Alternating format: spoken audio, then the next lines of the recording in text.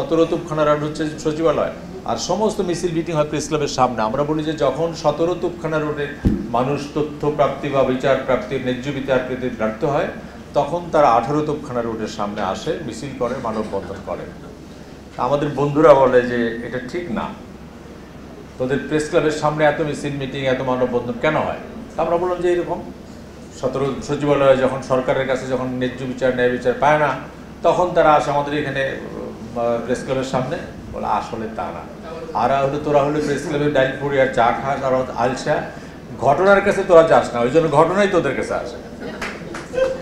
হইতে পারে হয়তো এটা সত্যি, এই রোহিতের মধ্যে বলেন আপনি আগার গায়ে যদি মানববন্ধন করে আমরা কি যাবো? যাবো না। কাজে এই জন্য ঘটনাই আমাদের কাছে আসে, বলে ভাই আইসে একটা ছবি তুলে নিয়ে যান। যেমন আমাদের সাংবাদিকরা খুব খুশি, কারণ এখানে করলে পরে তাড়াতাড়ি করে আইসা প্রেস ক্লাবে খায় চলে যেতে পারে। যাক, যে কোনোভাবেই হোক ঘটনার সঙ্গে আমাদের থাকতে হয়। আমাদের ভুল ত্রুটি যে নাই, সাংবাদিকদের যে ভুল ত্রুটি নাই, এটা মনে করার কোনো কারণ নেই। সমস্ত প্রফেশনেই একটা এরোশন আছে, ভাঙন আছে সারা পৃথিবীতে, কী শিক্ষা কী আইনজীবী সব জায়গায়।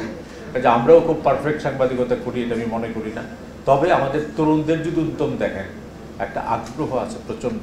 বাংলাদেশের আগে শুধুমাত্র ঢাকা বিশ্ববিদ্যালয়ের journalism and mass communication department ছিল, তারপরে পাবলিক ইউনিভার্সিটিতে হলো, এখন সমস্ত ইউনিভার্সিটিগুলিতে মাস কমিউনিকেশন জার্নালিজম ডিপার্টমেন্ট আছে। অনেক ছেলে মেয়ে তৈরি হচ্ছে যারা সাংবাদিকতায় আসতে চায়, মিডিয়ায় আসতে চায়। তাদের জন্য তো একটা জায়গা তৈরি করতে হবে। সরকারের কিছু খুব পজিটিভ আইন আছে, মাননীয় প্রধানমন্ত্রী কল্যাণ ট্রাস্ট আইন সহ কতগুলি আইন আছে। তা আমরা মনে করি যে এই মুক্ত গণমাধ্যম দিবসে আজকে সারা বিশ্বের, বিশেষ করে গাজায় যে বন্ধুরা পুরস্কারটি পেলেন, কি আল জাজিরার এক সাংবাদিক তিনি রিপোর্ট করছেন, সেখান থেকে তিনি খবর পেলেন যে বোমাবর্ষণে তার স্ত্রী এবং নাতি সহ 7 জন মারা গেছে। তাকে জিজ্ঞেস করা হয়েছিল যে তুমি কি বাড়ি ফিরে যাবে? তিনি বলেছেন না, আমার যা হওয়ার তো হয়েই গেছে, আমি সাংবাদিকতাটা করবই।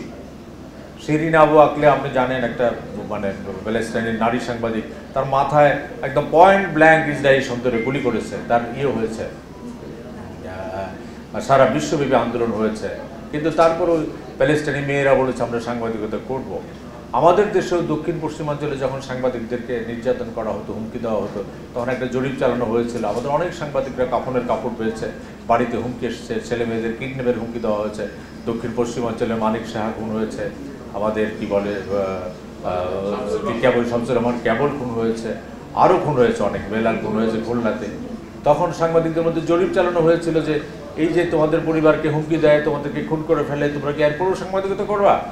তা আমাদের 70% সাংবাদিক বলেছে হ্যাঁ আমরা এই ঝুঁকি নিয়েও সাংবাদিকতা করব।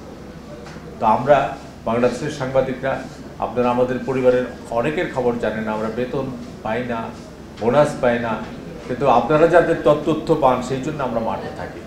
কাজে এই জন্য জনগণের সমর্থনটা হচ্ছে আমাদের বড় শক্তি, সাধারণ মানুষের শক্তিটা আমাদের বড় শক্তি। আপনি যখন আমার একটা রিপোর্ট দেখে আমার একটা কলাম পড়ে বলবেন যে এই কলমটা খুব ভালো হয়েছে, সেটাই আমার প্রাপ্তি। আমি আমার বেতন প্রাপ্তির সাথে, আমার সংসারের তৃপ্তির সাথে আমি মিলাই না।